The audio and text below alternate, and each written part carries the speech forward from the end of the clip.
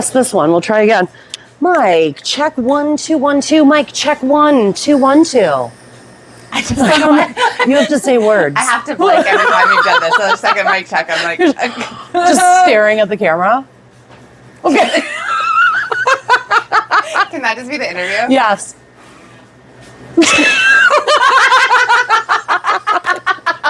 That's a good mic check. I'm so glad I'm here. Are you so glad you asked me to come? You're an energy matcher, You can lie and say this is a mistake. I understand. It's not a mistake. I will not regret this. Maybe the editing later, but not in this moment now. Here we go.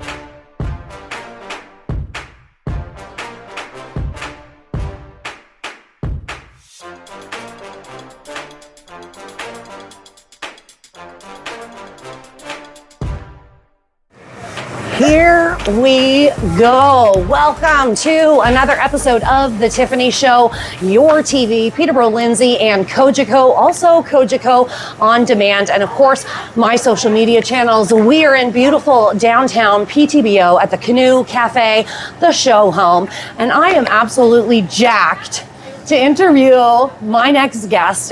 We have worked together in a few different spaces, volunteering for community initiatives, so I've known her through the years. Please welcome Ali Shaw. Hi. Oh, so demure.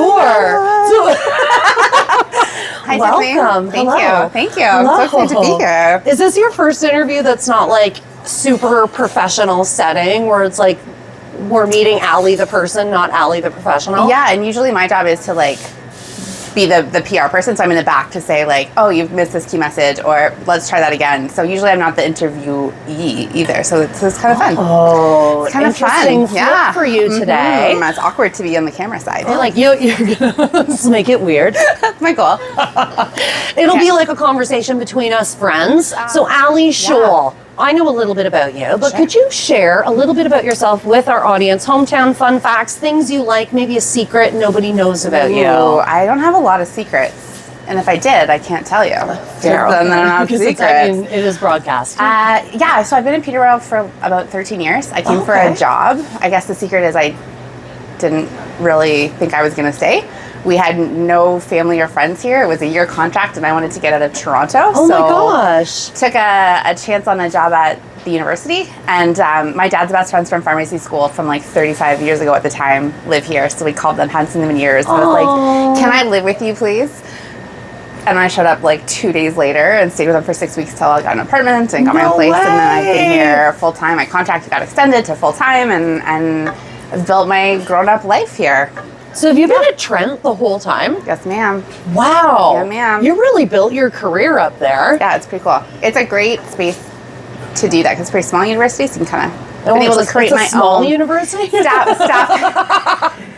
On the staff side, maybe it's a bit smaller than some of our peers across the sector, cool. but it's been great because my department's pretty small too, so I've been able to really create my own role and find some niche areas that I like, and it's been really a lot of good, interesting things there.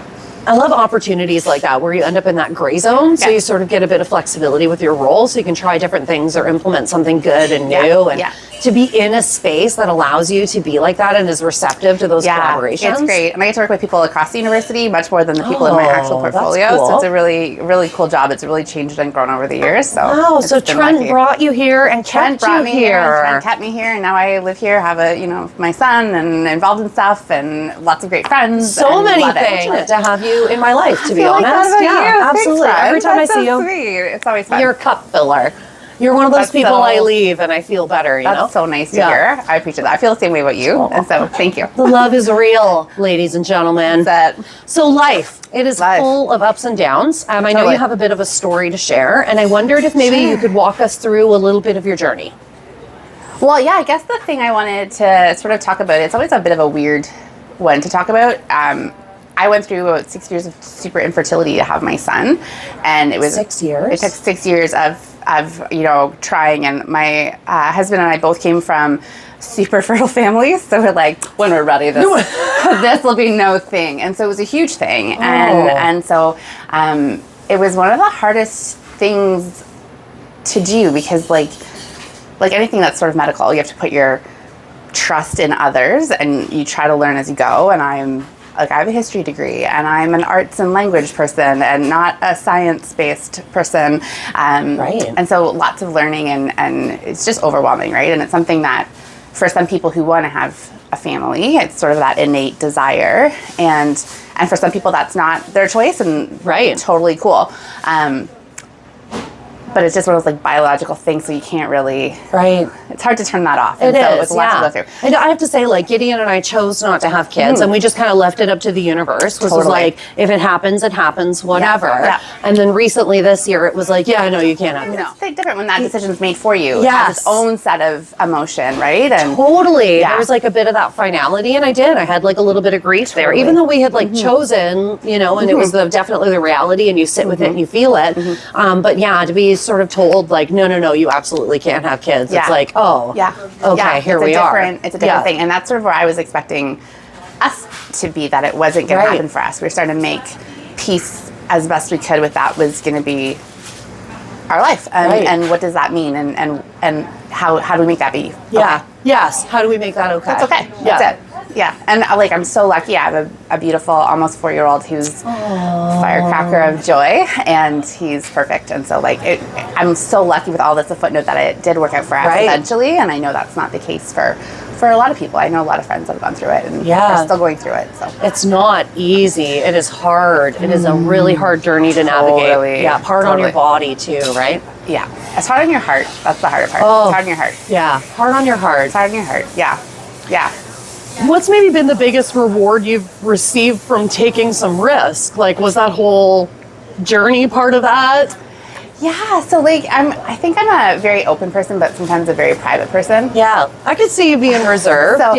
So like when we met, I was going through all the fertility stuff. I didn't talk about it. I had no idea. I didn't talk about it, and but I knew sometimes you would come to a meeting, or we would meet up, and I could feel that you were off, but I didn't know. Yeah. It was important for me as I went through it to not make that be my identity. Right. It was a big part of my life, but not the only thing in my life. And I had to work hard to make my self-worth, my identity as a woman, as a carer, as all of these things not tied to procreation. Right. As much as I always wanted to have 100 kids.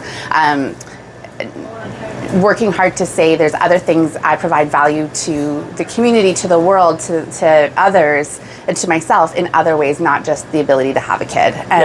And so one of the risks was really obviously starting to tell people and opening up, because it's so private, it's so personal. It's tied to masculinity identity, femininity identity, your intimate moments in your relationship. And so when I started to tell people about it, it was overwhelming in the amount of immediate support that I went through, and received, right away. And like, I remember the first time I had a miscarriage, and it happened on my birthday, and it was a great time.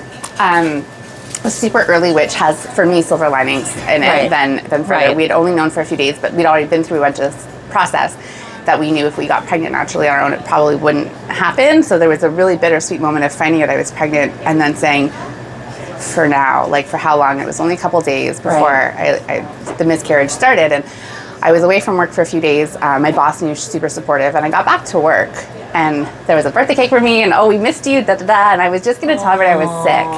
And there was a woman I worked with who, her kids were my age, and we were the only ones in the office, and I don't know what compelled me to tell her, but she said, we missed you on your birthday, and I said I was having a miscarriage.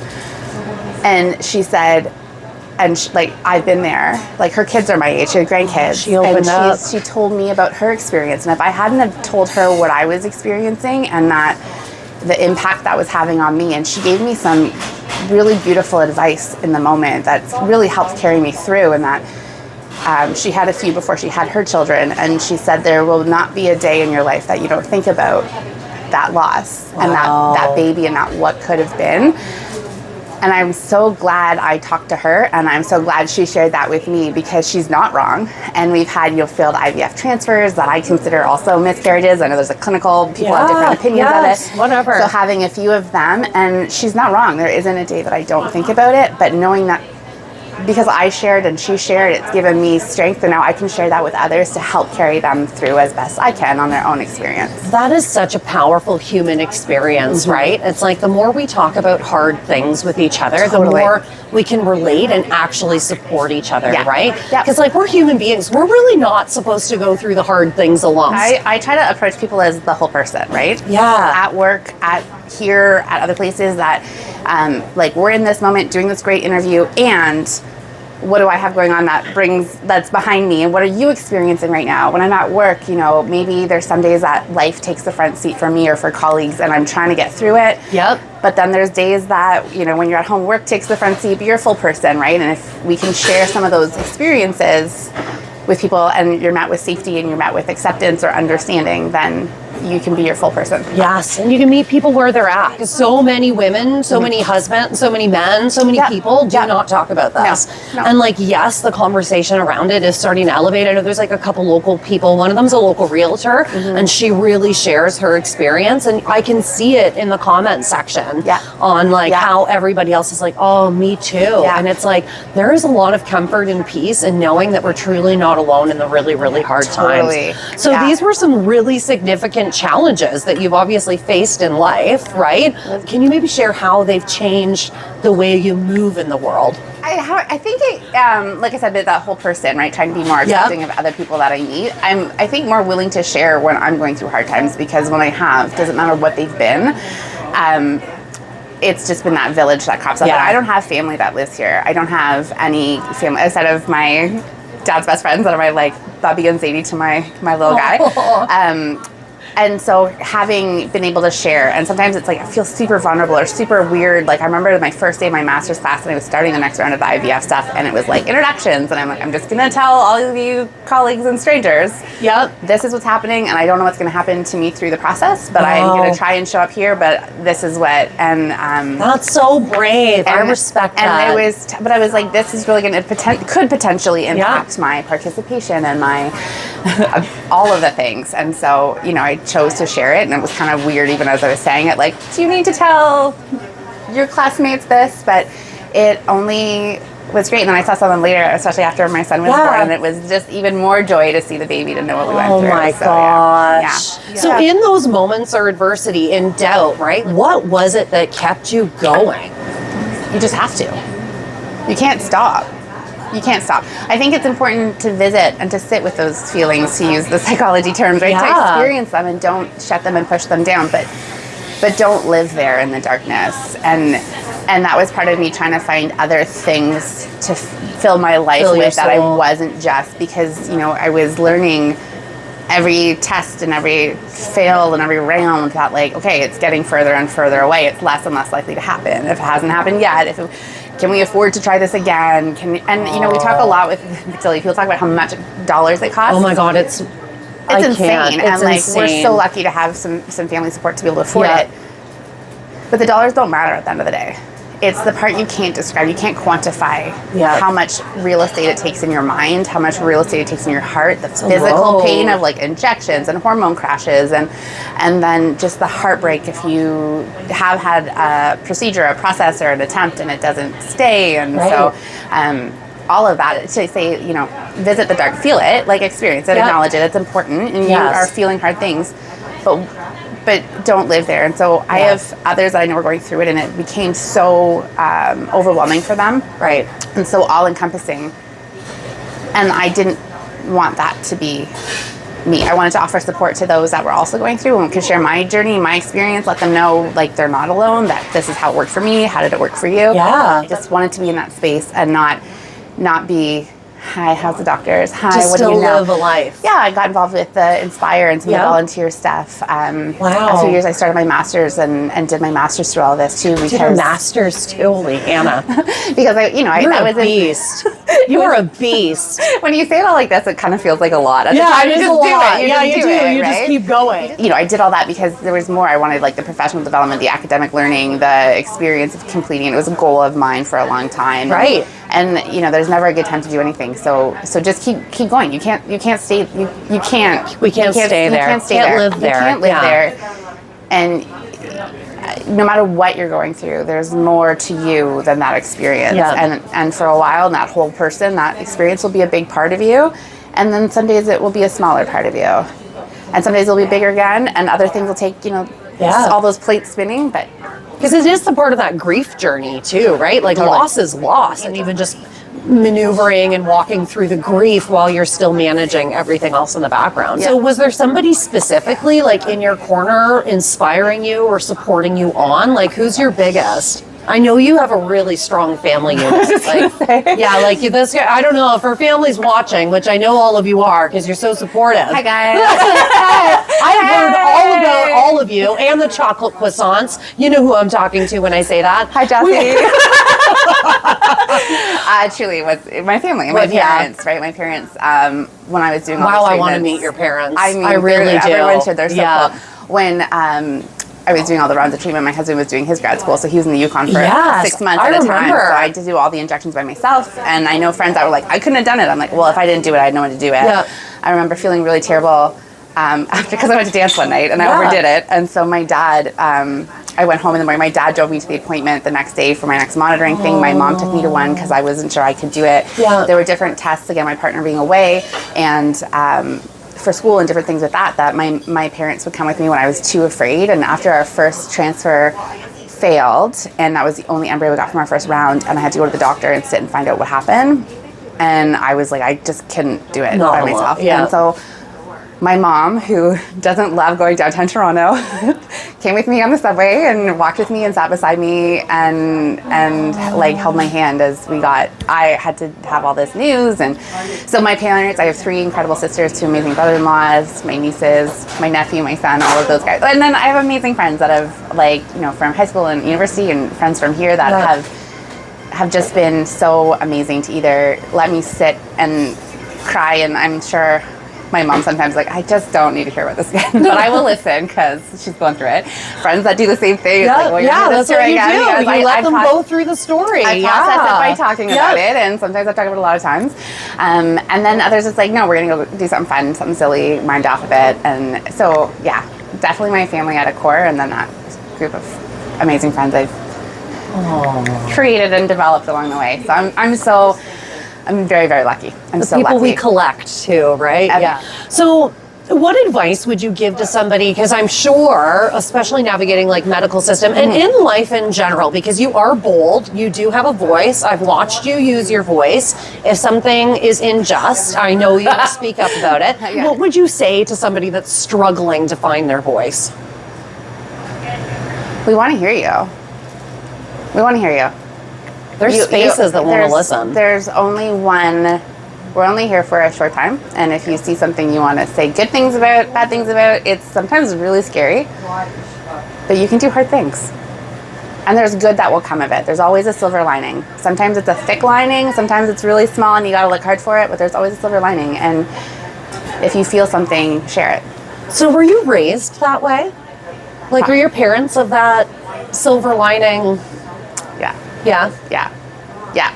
Where did they come from? Like, what are their names? Sorry, let's just... My dad is Al. Al. And my mom is Aileen. Al and Aileen. Yeah, we grew up in a small town called Tottenham. Yeah. My dad was the pharmacist in town for 18, 19 years. We were in the pharmacy. My mom was a teacher and left teaching to help run the store. All of us worked through there, helped us pay our way through school with working for the store. Yeah. Yeah. Oh, that's cool. Yeah, it was so cool to go to the pharmacy when it was like closed. And for the first bit, we lived in Stowe, was like an hour away. My dad would drive us to the store, and we closed. Yeah. And we would like vacuum because it had this gross carpet of the 90s. And he would give us like a toonie each, and we were like, just like big timing it. And then we moved closer, like into town and stuff. Right. And 2 of my sisters still live there, and so it's still my other home. So before the opportunity with Trenton University, was like Peterborough ever on your radar? Did you know about Peterborough? I mean, yeah, I knew about it. I had some like university friends that kind of lived in like the county, and so I'd been out here before. I went to the trash one time at a friend's birthday party. Oh my gosh, I say I know what the trash was. Yeah. One time. But yeah, I was out here. We were living in Toronto, and I just didn't want to live downtown. It was like, I just don't want to live in Toronto again. Fair. And then in public relations, communications, like there's a ton of jobs, and that's the thing. But I just came from a small town, small community, and I didn't want to go back. So the job came here, interviewed. Like I said, I was like, I don't know about this place. And then I was like, well. Then you fell in love? Here I am. Yep. Now it's it. It's not too big and it's not too small. It's just close enough and just far enough away. Yeah. So I know you stay true to yourself. You stay true to your core values as strong as possible, like authentic voice for sure. Have you ever faced a challenge that made you question your own values? How did you stay true to yourself? Oh my God, Tiff, you asked like this the easiest. I know, they're easiest toughies. questions. I'm sure there have been like just different types of relationships and, you know, different, you know, sometimes there's situations where your boss or employer might want you to do something that just doesn't feel good. I know there's been times, I don't know where I got the audacity. Maybe I am a dude, but I've told bosses, I'm like, if you're gonna do that, you should just fire me. And like, I could never afford to just be fired. Wow. Even now, like, don't fire me. Yeah, see your voice. Please don't fire me. Yeah. But yeah, there's been times where I've just been like, no, I don't like this. So if you are going to continue this way, go. I don't know where that comes from. It's not maybe the best choice all the time. I don't know. Well, that, as a people pleaser and a softie, which I see that. I like oscillate, I think, both ways. In some relationships or some spaces, definitely want everyone to like me, and I want to make it funny and light, and I'll be the brunt of the joke if that just keeps everything kind of moving along. And then there's other times where it's like, I'll throw down. Like something about Gideon, like, do not mistreat my husband. Do not mistreat my friends. You will see a very ugly side of me. Yeah. I will bite you. Yeah. There's certain places, right? We all, I think, have that. And I think it's just that, you know, I just had a milestone birthday, and I think especially the past few, like, a little bit, like, to pull Swiftie language, like, what era am I in? And it's like, the go find less era, this is what I'm doing. Ooh, the go find less era. If you don't like this, go find less. Yeah, it took a while to get there, though. I love that. It took a long time to get there. Yeah, it just takes time, I guess, and that awareness. And all those hard things you go through help, like the rock tumbler, polish who you are, and what matters to you, what doesn't matter to you, where you're willing to throw down, and what doesn't matter. Yes. Yeah, because not everything needs to be a fight. Sometimes there's a lot of power in the pause. Totally. Right? Yeah, totally. You talked about community and how going through hard things like a village kind of showed up for you. Totally, yeah. Could we highlight maybe what's the kindest thing that somebody has done for you in your life that you will never forget? Oh my gosh, so many things. But one that ties to sort of the theme of the story, this is Infertility _. Yeah, right. So Jen Skates, Central Smith Ice Cream. Central Smith Jen Ice Cream, we love you. Algonquin Canoe. This is just like a shout-out episode. It is, Here's all the people it's always a shout-out episode. Here's all the people that we know. So going through all of that and reading the Inspire stuff, and I didn't know any of you guys very well at all. Right. I was sitting in the car, and I was just all of these things, and I didn't know if my partner would be able to fly home in time, and would he be able to, what if his flight, to go to the procedure, and all these, I was just like, I gotta figure out all of the logistics, and I always can do it, and and she just goes, I will take you. I was like, that's downtown Toronto. I thought you and Jen had been friends for years. No, we only met through the Inspire thing. And I'm sitting in her car. We were like at the dollar store picking up whatever we needed for the actual event. And I was just like, she's like, how's it going? And she said, you don't have to worry. If this doesn't happen, you will call me and I will take you. No problem. I'll sit with you. They're like, Jen, that's driving from like here all the way like Bloor Street, like right downtown Toronto. Wow. And then sitting for this time. And then she's like, yeah. So I'm waiting, let me know. And she checked in, like, did it work out? Like, I'm, and I was like, I don't even know you that well. And that you're gonna like, and she's showing up for just do this massive day, an emotional day, silly driving downtown, all these things. And it was one of those moments of a community and a village that when you open and can be vulnerable, you're just met with graciousness. That happens. And Jen is just one of the examples. Jennifer Skates. If you have not eaten Central Smith ice cream, you're wild and you're missing out. The parlor opens on May 2nd, she just told me. May 2nd. Oh, when's this episode air? Oh, it's probably afterwards. But it doesn't matter. The parlor at Central Smith is open There's now. some really great new Canadiana flavors for the season. Okay, It's also the only ice cream I'll eat because I'm so loyal to the Skates family and Central Smith. Like, I will not eat any other ice cream. It is Central Smith only. Yeah, 100%. It's good. Local business, and you know, and they've shown up for me in totally. different ways as well. Totally. Absolutely. Allie, if little you were sitting with us today, what would you tell that little girl? Oh my God. I don't know. Like I think I tell her, like, you're enough. I think I tell her, like, you're good. You're enough. Just believe I think that. I tell grown-up Allie that still sometimes, too. I also tell grown-up Tiffany that. It's but enough. it's because it's the little ones in us. The little ones in us, you know, you're loved and you're safe and you're enough, and just do your thing. Beautiful. Yeah. And Allie, what would you say is the absolute best thing about life? Life.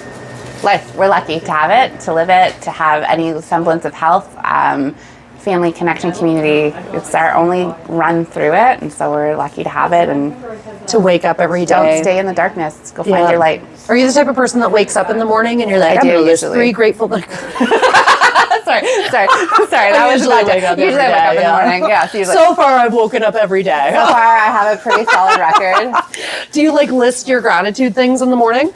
And not regularly, but I Yep.